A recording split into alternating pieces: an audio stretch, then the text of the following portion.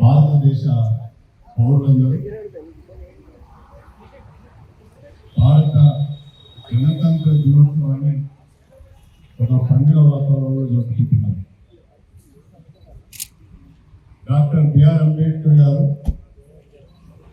రాజ్యాంగ పరిషత్ చైర్మన్, ప్రపంచంలోనే అతిపెద్దదైన ప్రజాస్వామ్య దేశానికి లిఖితపూర్వకమైన రాజ్యాంగాన్ని అందించి అది 1950 జనవరి 26న అమల్లోకి వచ్చిన సందర్భంగా దాన్ని మనం గణతంత్ర దినోత్సవంగా జరుపుకుంటున్నాం. ఈరోజు 77వ గణతంత్ర దినోత్సవాన్ని దేశవ్యాప్తంగానే కాకుండా ప్రపంచవ్యాప్తంగా ఉన్న భారతీయులందరూ కూడా చాలా గొప్పగా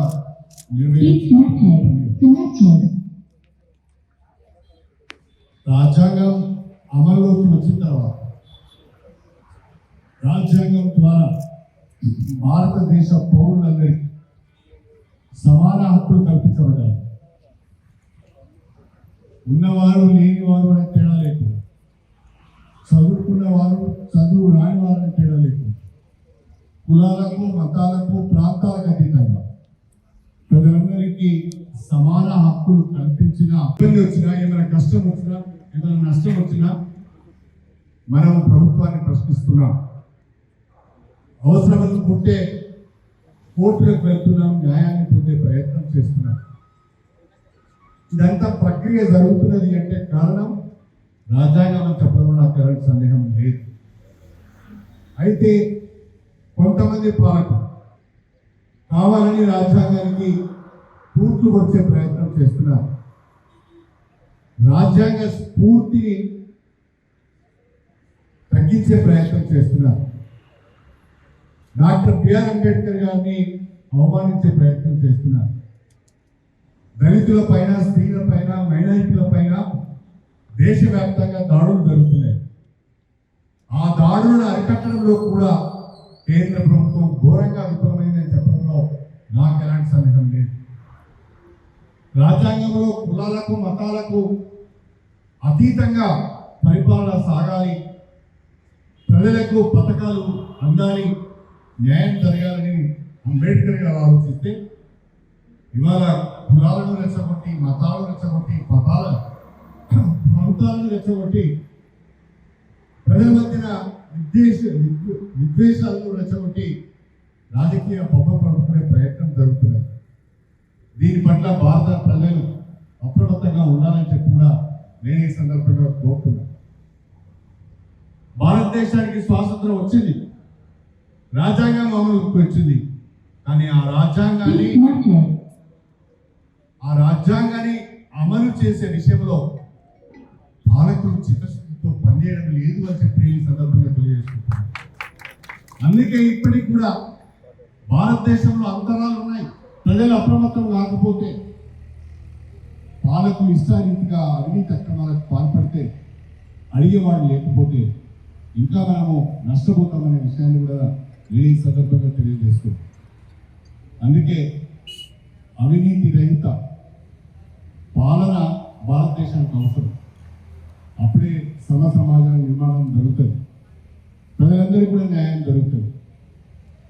అదేవిధంగా ఇవాళ మన స్టేషన్ గన్పూర్ నియోజకవర్గంలో కూడా నిజాయితీతో కూడిన అభివృద్ధిని మనం ముందుకు తీసుకువెళ్తున్నాం. అవినీతి అక్రమాలు లేని అభివృద్ధి సంక్షేమ కార్యక్రమాలను మన నియోజకవర్గంలో అమలు చేస్తున్నాం. కొంతవరకు పరిపాలన గాడిన పడ్డది. 2 సంవత్సరాల తర్వాత ఒకసారి వెనక్కి తిరిగి చూస్తే ఆనాడున్న పరిస్థితులు, ఈనాడున్న పరిస్థితులకు చాలా తేడా ఉన్నది. నిజాయితీగా పనిచేస్తున్నాం. ఇన్ని మైండ్లు వచ్చినాయి. ఎవరి దగ్గర కూడా మన కార్యకర్తలు కానీ, నాయకులు కానీ ₹1 కూడా తీసుకోకుండా అరువులైన పేదవాళ్లకు ఇందిరా మైండ్లు ఇచ్చుకున్నాం. గతంలో డబుల్ బెడ్రూమ్ అమ్ముకున్నారు, దళిత బంధు అమ్ముకున్నారు. కానీ ఈనాడు ప్రభుత్వ సంక్షేమ పథకాలన్నీ కూడా ఎక్కడ కూడా రూపాయి అవినీతి లేకుండా అందించే ప్రయత్నం చేస్తున్నాం. అభివృద్ధిలో కూడా నిజాయితీగా పనిచేసే ప్రయత్నం చేస్తున్నాం. అధికారులకు కాంట్రాక్టర్లకు సహకరించి వేగంగా పనులు జరిగే విధంగా తోడ్పాటు అందిస్తున్నాం. ఇప్పుడే స్టేషన్ గన్పూర్ నియోజకవర్గం తెలంగాణ రాష్ట్రంలోనే అభివృద్ధిలో దూసుకుపోతున్నాయి. దీనికి ప్రజల యొక్క సహకారం, ప్రజల యొక్క భాగస్వామ్యం అవసరం ఉన్నది. రేపు జరగబోయే స్టేషన్ గన్పూర్ మున్సిపాలిటీ ఎన్నికల్లో కూడా ప్రజలు అభివృద్ధిని దృష్టిలో పెట్టుకుని, సుపరిపాలనను దృష్టిలో పెట్టుకుని, నిజాయితీగా పనిచేసే నాయకులు దృష్టిలో పెట్టుకుని ఓటేయాలని చెప్పి నేను కోరుతున్నాను. మన రాష్ట్రంలో కాంగ్రెస్ ప్రభుత్వం ఉన్నది. రేవంత్ రెడ్డి గారు స్టేషన్ గన్పూర్ నియోజకవర్గం పైన ప్రత్యేకమైన ప్రేమ చూపిస్తూ అడిగిందే తడుగుగా నిలుస్తున్నారు. గన్పూర్ మున్సిపాలిటీ చేశారు. గన్పూర్ మున్సిపాలిటీకి 50 కోట్ల అభివృద్ధి నిధులు కూడా ఇచ్చారు. మళ్ళా త్వరలోనే గన్పూర్ నియోజకవర్గానికి వచ్చే బడ్జెట్లో మరొక 50 కోట్ల రూపాయల నిధులు రాబోతున్నాయి. అదేవిధంగా ఒక 500 ఇందిరమ్మ ఇండ్లు ప్రత్యేకంగా స్టేషన్ గన్పూర్ మున్సిపాలిటీకి రాబోతున్నాయి. ఈ అభివృద్ధి పారదర్శకంగా జరగాలి అంటే స్టేషన్ గన్పూర్ మున్సిపాలిటీ పైన కూడా కాంగ్రెస్ పార్టీ జెండా ఎగరవలసిన అవసరం ఉన్నది. నేను గన్పూర్ మున్సిపాలిటీ ప్రజలందరికీ కూడా విజ్ఞప్తి చేస్తున్నాను. కాంగ్రెస్ పార్టీ బలపరిచిన అభ్యర్థులను గెలిపించాలని చెప్పి నేను గన్పూర్ మున్సిపాలిటీ ప్రజలకు గణతంత్ర దినోత్సవం సందర్భంగా హృదయపూర్వకంగా విజ్ఞప్తి చేస్తున్నాను. ఇంకా 3 సంవత్సరాలు రాష్ట్రంలో కాంగ్రెస్ ప్రభుత్వం ఉంటుంది.